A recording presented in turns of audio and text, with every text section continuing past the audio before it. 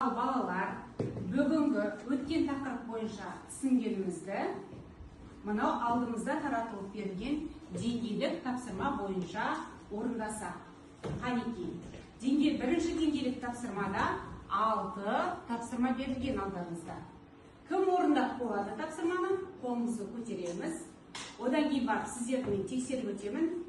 Болғаннан кейін тақтаға келіп, өздеріңіздің плюс белгісін қойып кетулеріңіз сұралады.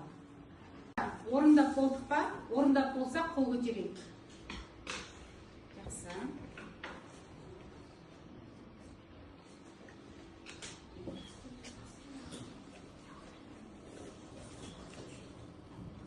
Енді көшілеріңді тексеруіне болады. Mana mынаны астыға жазасың, да?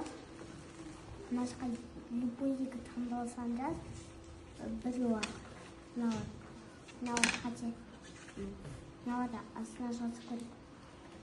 Деңгейді орындап болсақ, қазір өзімізді бағалау үшін мынау тақтадағы ашық журналға белгі қоямыз.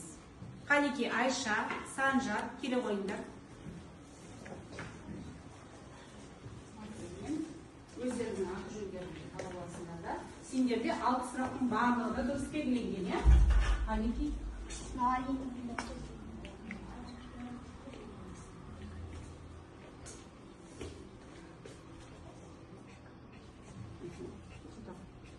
Жақсы.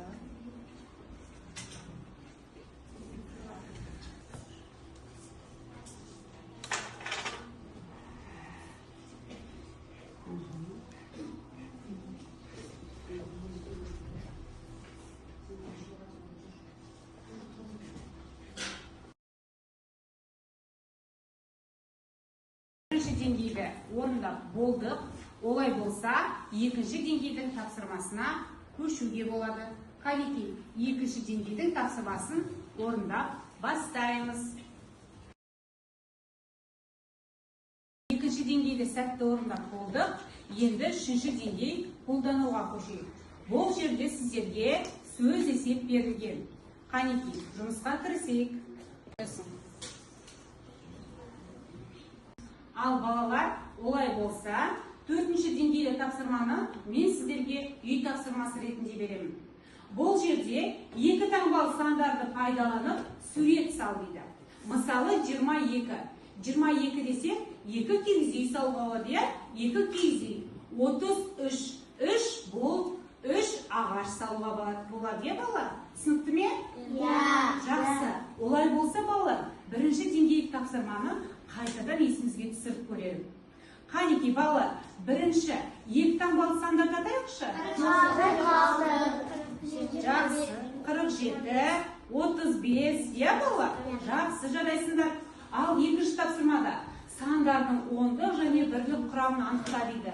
3 деген сан берілген.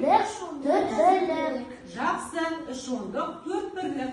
Ал амалды орында дейді. 15 пен 12-ның қосындысы қаншаға тең? Жақсы. 48 пен 26-ның айырмасы? 22. Жақсы.